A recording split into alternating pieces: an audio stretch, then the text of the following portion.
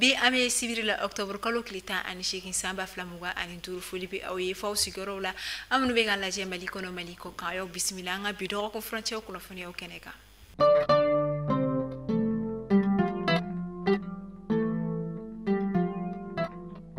kuna foni damne la kuno juma anga jamana douani ma ka sanganu ka wuli ka joye utike koni ke madola mina ale ka valisi konna la femi nye dollar wari wa bisaba wanani ani ke meshigin tume akono witike ke ni ma ko foni na anga jamana panguru jigiso la aéroport international moribo keita kono na la senu ka olu feni no minyer la ira la ka fo ko ni dugu tagala jamana wara dene do wa minyer la ay eskal ke anga jamana konna la abne ke ikunda jamana wara de koni ka seke lu wakati la anyini ngala akoni ayira ka fo ko femi ka ro ka fo ko wari kasabi chaman koni kote ale bulu koro ka amasoro wari kasabi chaman koni kumara lindo aka valisi ere konna la minyer la seke lu ya to kon bulu tara bo $4 wari wa bisaba ani nani ni akun kan fene ka minyer la niye o yerema sefa war la obeta i jofo sefa wari million muwa ani kele ani wa bioro boyankula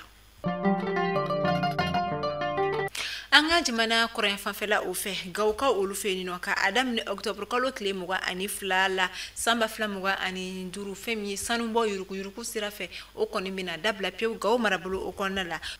kuna funia yere koni la sira kuna fundi la jero si femi yere koni kera femi opération dugugoloko o yere nyama ofeni o général de brigade Mamadou Masaoule Samake ale yere koni nye asababu te do ware kaseka maw koni ni na kanda chuko ya mina kabo femi danga firidi o barawma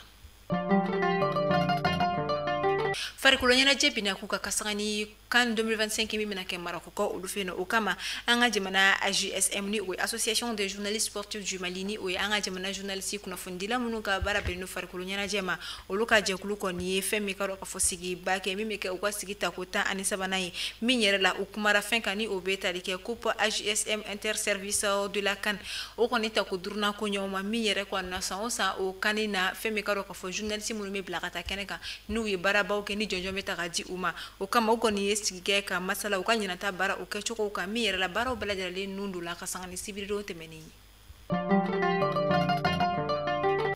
anga jamana chamache bolofe amta moptika olufe ni no kasangani octobre kalo minyeshini no nyogondeme okonyoma okama mopti marabulo gouverneur ale koni kalo kafoni nyana je ban sigi mimeke atako bisabana marabulo konna la okera sababu ye kaseka denkere fekele ka bo femi kalo kafo anga jamana kono okama mopti marabulo gouverneur général de brigade Daouda Dambele ale koni kalo kafo la daw bunyamina akoni willa kata mopti marabulo konna la maminga korni bela jalaleni kataka fulike anika bonya dike ama miyere la ale shibe 100 ani 100 nyina ama fa ala kashi jani kenya di anama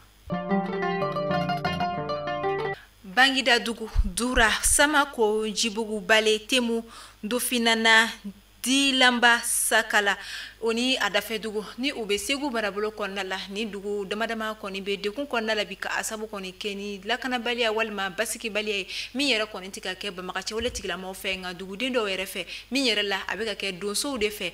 kuna funya koni charla ni dugu don fe ko fe mi garo ka fu ka dugu donso la kawre koni meka ubone unina kechugo ya sugu bela jarlena o sababu te do bara ye uye ayira ka fo ko samba fla ani mugani fla wakati olula ko fe mi ni donso kulu nune koni jigira dugu kono ko oluka do ukatona ni oye donso yaye mina ulumurutila umasonga do ukatona uye ayira ka fo ko dugu makelengelen bela jarlen koni ka sefa wari wakeme walma million kelen sara ukaforo kunkoro o wari fana kasabi masoro dugu mawere kuna kabiri kamine odona foka sibila ulu koni ni ma lafia ni ma ko fole nunu ni oye ni doso la ka nunu yere koni obolo o kama kuna foni yala uye ayira ka fo ko kasangani octobre ko lokleta ani sabati meninyi ko makulu do ni oye doso kulu do yere koni u jigne karo ka fo bale dugu konna la mina uye ma kono to koni bone unina o make abani nyi femi tekena ani temo dugu fana konna la u jigira ni dugu kelen fana konna la mina oye ni doso la ka kelen unye nunu yere la u koni nana ka mogo fane bone unina ni dugu ko fole nunu yere fana kono nala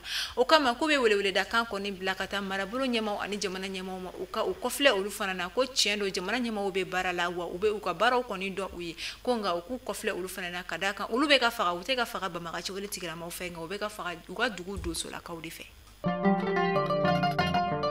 jawando service wulila dele ko la ko kura obe jawando service don ni sojo terrain feere ka taa se topographie o n'a ɲɔgɔnna wɛrɛw ma Jawando service ka baara tɛ nin dɔrɔn ye dɛ Jawando service bɛ so plan ɲɛnamaw ni ka o bɔ ka di aw ma I ka plan b'i kunkolo kɔnɔ de a ɲɛfɔ Jawando service ye a b'a kɛ exactement a ka di ye cogoya min na wa ni plan yɛrɛ t'i hakili la plan dagabanaw de bɛ Jawando service bolo k'i ka so jɔ I n'a fɔ a ka di ye cogo min na k'i ka so jɔ I n'a fɔ a b'i kunkolo kɔnɔ cogoya min na Jawando service bɛ o kɛ aw ye o tuma aw bɛ ka mun de makɔnɔ plan de t'i kunkolo kɔnɔ walima I ka plan de b'i bolo a di Jawando service ma u ka maquette ɲuman bɔ ni ka a di ma o t'a bannen fɛnɛ ye dɛ e maa min fɛnɛ bɛ yen nɔ k'i ka so jɔlen don dukɛnɛ fɛrɛlenba b'i bolo Jawando service bɛ I ka dukɛnɛ dilan k'a cɛ ɲa I n'a fɔ a ka di ye cogoya min na ka décoration ɲɛnamabaw ni ka olu kɛ a kɔnɔ aw ɲɛ bɛ ja minnu tɛmɛtɔ la nin bɛɛ ye Jawando service ale ka baarakɛta ɲumanw de o tuma Jawando service a y'u ka nɛgɛjuru sira banba walasa ka se ka kunnafoniya wɛrɛ ni ka o sɔrɔ u ka baara taabolo la n'aw mɔgɔ minnu mago b'u la u filɛ nin ye Sotiba Sotelco yɛrɛ ale masurunya la nɛgɛjuru sira 00223 79 09 48 48 Jawando service ka hakilina malien kele so kele ka kunnafoniyo da tukam ta ko kan kibaru lamta Francika olu fe ni no Franci jamana artiste rappeur Buba ni wakati na plainte kon déposera ale kama min yɛrɛ la ayira la ka fɔ a bɛ se ka taa kaso la ka sababu kon te dɔwɛrɛ ayira la ka fɔ ko ay harcèlement kon ne ta ka dem sɛgɛrɛ ni ale fana ye rappeur rappeur congolais fɛn ye Gims maître Gims ale furumuso o sɛgɛrɛ min na ale yɛrɛ contre plainte déposé a kama ni wakati na ala ɲinini kon do a fɛ a k'i mabɔ fɛn min ka ka fɔ dem yɛrɛ la a bɛ fan o fan fɛ wa ni a ma farati ayira la a bɛ se ka kaso fana kɛ